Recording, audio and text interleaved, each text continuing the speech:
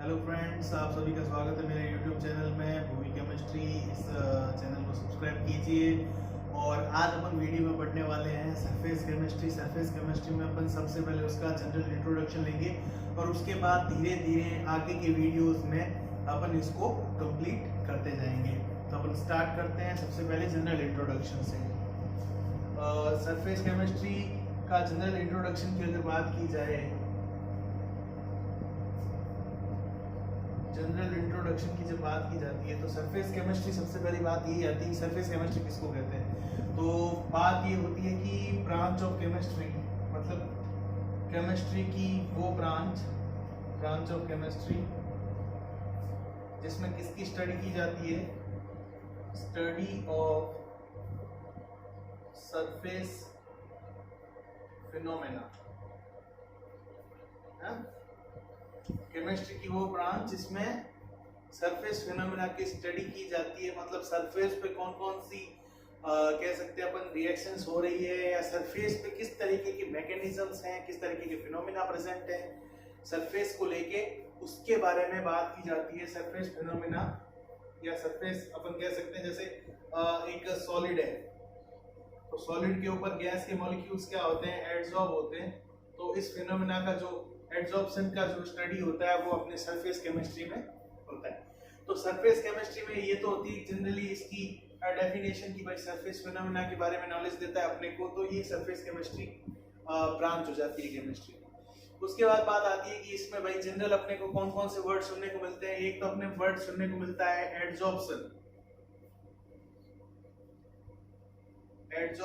एक आप सुनते हो एब्सॉर्प्शन, एक आप सुनते हो डिसॉर्प्शन, और एक आपको सुनने को मिलता है सॉर्प्शन। ठीक है, अपने को क्या करना है कि इन चारों फिनोमेना के बारे में पढ़ना है, जनरल इनका आइडिया लेना है, और उसके बाद अपन धीरे धीरे मेनली फोकस अपना रहेगा एडसॉर्प्शन।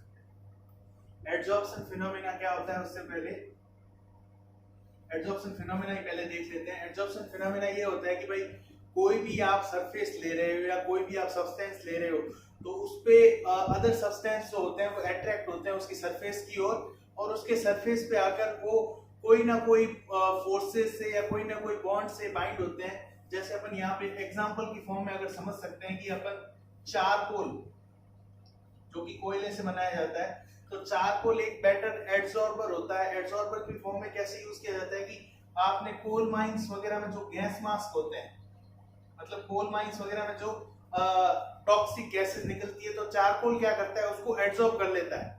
उस मास्क के को बनाने में चारकोल का यूज किया जाता है और चारकोल उन गैसेस को एब्जॉर्ब कर लेता है। एब्जॉर्ब करने का मतलब क्या हुआ कि ये मान लो कोई सब्सटेंस की सरफेस है, सरफेस के ऊपर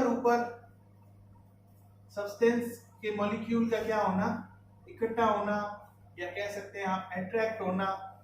तो यहाँ पे दो तरीके के फोर्सेस काम कर सकते हैं, या तो काम करेंगे वॉन्डरवॉल फोर्सेस, है ना, वॉन्डरवॉल फोर्सेस, और या केमिकल बॉन्डिंग।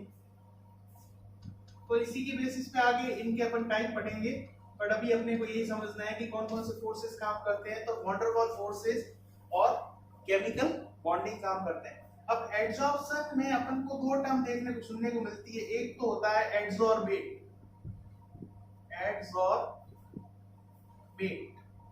और एक अपन सुनते हैं एडसॉर्बेंट, एडसॉर्बेट और एडसॉर्बेंट। अब बात क्या आती है कि एडसॉर्बेट क्या होता है और एडसॉर्बेंट क्या होता है। तो अपन एक एग्जांपल लेते हैं कि मेरे पास ये कोई मेटल का टुकड़ा है और इस पे कोई भी गैस जो होती है वो एडसॉर्ब हो रही है ना, तो ये एडसॉर्ब हो रही है, कोई भी गैस मैं मान रहा हूं यहाँ पे इसके ऊपर एडसॉर्ब हो रही है। तो वो सब्सटेंस जो एडसॉर्ब हो रहा है वो तो कहलाता है एडसॉर्बेट, वो सब्सटेंस जो एडसॉर्ब हो रहा है वो कहलाता है एडसॉर्बेट, और वो सब्सटेंस जिसके ऊपर एडसॉर्प्शन हो रहा है या जो सरफेस प्रोवाइड करवा रहा है वो कहलाता है एडसॉर्बेंट। तो एडसॉर्बेंट मोस्टली क्या होते हैं, सॉलिड्स होते हैं या लिक्विड्स होते हैं। तो गैस की तो कोई सरफेस मिलेगी नहीं आपको, जिसके ऊपर आप एडजॉर्प्शन कर, एडसॉर्बेट की फॉर्म में मोस्टली गैसेस होती हैं, गैसेस का यूज किया जाता है। ठीक है, ये फिनोमेना होता है अपने एडजॉर्प्शन, और अपने को इस पूरे चैप्टर में इसी के ऊपर डिस्कशन करना है। तो ये मैंने आपको जनरल आइडिया दे दिया एडजॉर्प्शन के बारे में। उसके बाद बात आती है एब्जॉर्प्शन। यहाँ पे देखो डिफरेंस कितना है, एक बी और एक बी, बट वास्तव में इनका जो फिनोमेना है उसमें ज्यादा डिफरेंस है। तो अगर अपन बात करते हैं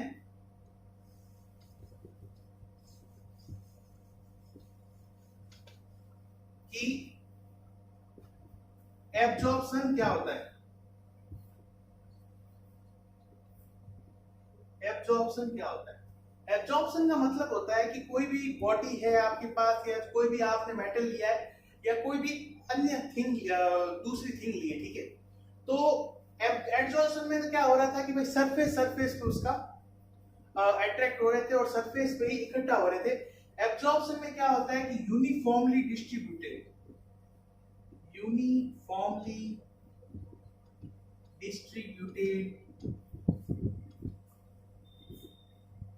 इन बॉडी, मतलब जो भी आप सब्सटेंस ले रहे हैं उसकी पूरी बॉडी में यूनिफॉर्मली डिस्ट्रीब्यूशन हो जाता है। ठीक है, तो वो होता है एब्जॉर्प्शन। एब्जॉर्प्शन का मतलब जो कंप्लीटली वहां पे डिस्ट्रीब्यूट हो जाता है या बॉडी के अंदर चले जाते हैं मॉलिक्यूल्स, वो होता है एब्जॉर्प्शन। तो अपन को अब पता चल चुका है कि एडजॉर्प्शन क्या होता है, वो एब्जॉर्प्शन क्या होता है। ठीक है, तो एब्जॉर्प्शन में क्या होता है, जैसे आपने ये कोई भी बॉडी ली है या कोई भी आपने जस्ट मान सकते हैं सब्सटेंस लिया है, तो एडजॉर्प्शन में तो बाहर बाहर था, एब्जॉर्प्शन में क्या होगा, वो आपके बॉडी के अंदर यूनिफॉर्मली डिस्ट्रीब्यूट हो जाएगा। ठीक है, तो ये होता है एब्जॉर्प्शन, जिसमें जो आउटर साइड का जो अपन मेटल मटेरियल ले रहे हैं या जो सब्सटेंस ले रहे हैं वो कंप्लीटली यूनिफॉर्मली डिस्ट्रीब्यूटेड हो जाएगा बॉडी में, और इसको बोलेंगे एब्जॉर्प्शन। उसके बाद एक फिनोमेना आएगा आपके डिसॉर्प्शन, पर डिसॉर्प्शन से पहले अपन सॉर्प्शन को ले लेते हैं। सॉर्प्शन, तो सॉर्प्शन क्या होता है? सॉर्प्शन वो फिनोमेना है जिसमें एडजॉर्प्शन और एब्जॉर्प्शन, एड और एब, ये याद रखना है, जिसमें एडजॉर्प्शन और एब्जॉर्प्शन दोनों ही फिनोमेना साथ में होते हैं, या दोनों ही फिनोमेना, मतलब ये समझ लो दोनों ही फिनोमेना प्रेजेंट रहेंगे, तो वो कहलाएगा सॉर्प्शन। इसका मैं आपको एग्जांपल बता सकते हैं अपन की कोई भी डाई है ना, डाई का कोई भी सॉल्यूशन है, तो वो कॉटन के फाइबर में क्या होता है, अंदर भी चला जाता है और बाहर भी रहता है। जैसे डाई सॉल्यूशन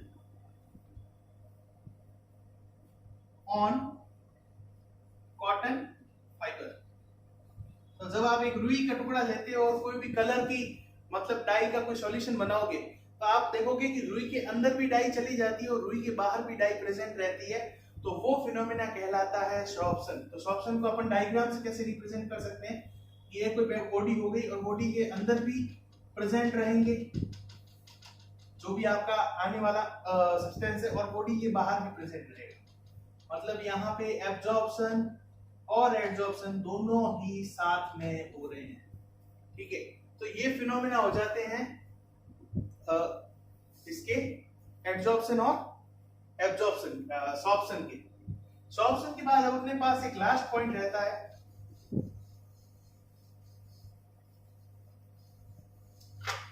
और ये लास्ट जो पॉइंट रहता है वो अपन पढ़ेंगे डिसॉर्प्शन की फॉर्म में, है ना। डिसॉर्प्शन क्या होता है, तो डिसॉर्प्शन अपन देखेंगे डिसॉर्प्शन क्या होता है। डिसॉर्प्शन वो फिनोमेना होता है कि भाई ये एक बॉडी है, इसके ऊपर ये एडजॉर्प्शन हुआ है, मान लो किसी गैस का, है ना, माना किसी मेटल पे एक गैस का एडजॉर्प्शन हुआ है। तो डिसॉर्प्शन वो फिनोमेना है जिसमें एडजॉर्प्शन को हटाया जाता है, जो भी एडजॉर्ब हुए मॉलिक्यूल हैं या अपने जो भी आपने गैस और एडजॉर्ब की है उनको रिमूवल किया जाता है, उनको रिमूव किया जाता है, तो होता है removal of adsorb molecules, removal of adsorb molecules. तो यहाँ पे रिमूवल हो जाता है। अब बात ये आती है कि रिमूवल कैसे करें, है ना।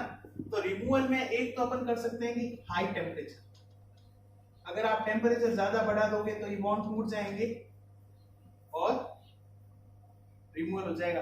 और या फिर होगा कि आप लो प्रेशर को कम कर देंगे।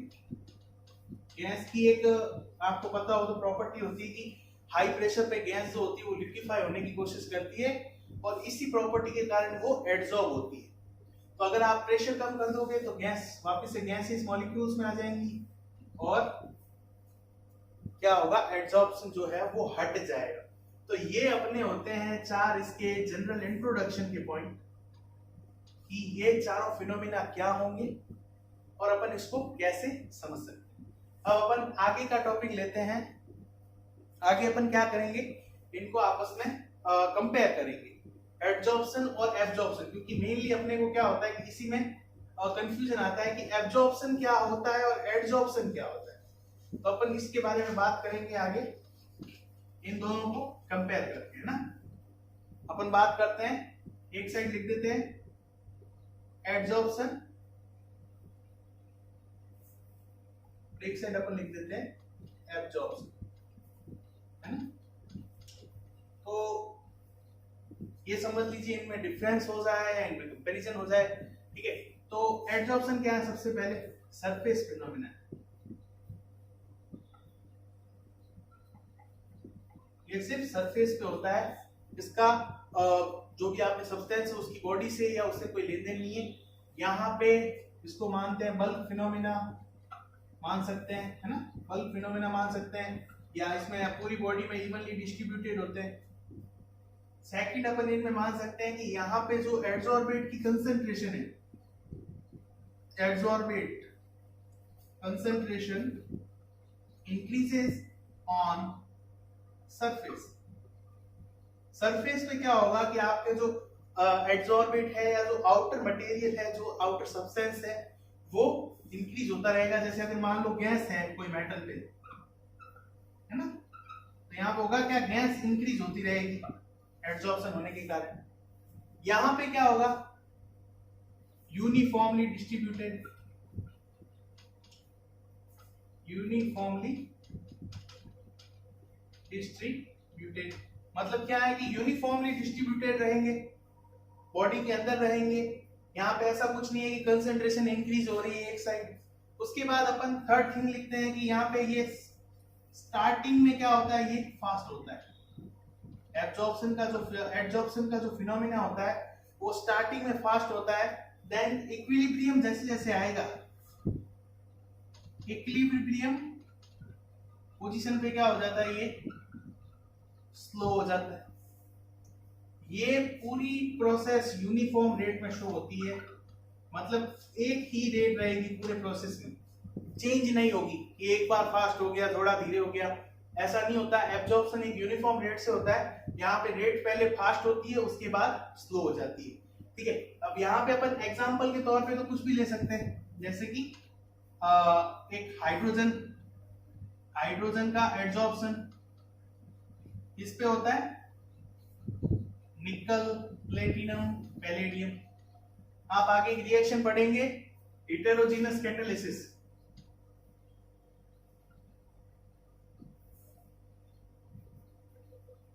हेटेरोजेनस कैटालिसिस ये एक रिएक्शन है जो एल्कीन के हाइड्रोजनेशन में यूज होती है।